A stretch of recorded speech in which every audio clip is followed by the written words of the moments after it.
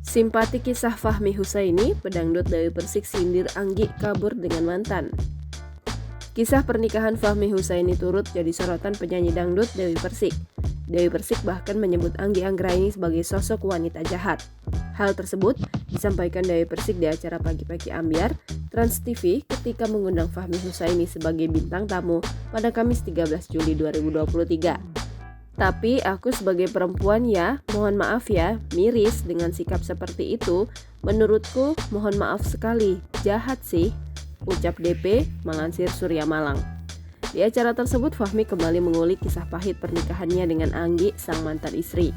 Adapun Fahmi mengaku sudah ikhlas dan memaafkan mantan istrinya itu. Fahmi bahkan sudah memaafkan Adria Manlase. Keikhlasan hati Fahmi ini juga ikut menggoyangkan hati komedian legendaris Mandra yang juga jadi bintang tamu Pagi-Pagi Ambyar. Mandra mendoakan kebaikan untuk Fahmi. Biar dapat yang bagus, Allah lebih sayang sama lo, kata Mandra. Jangan lupa subscribe, share, komen, dan like ya.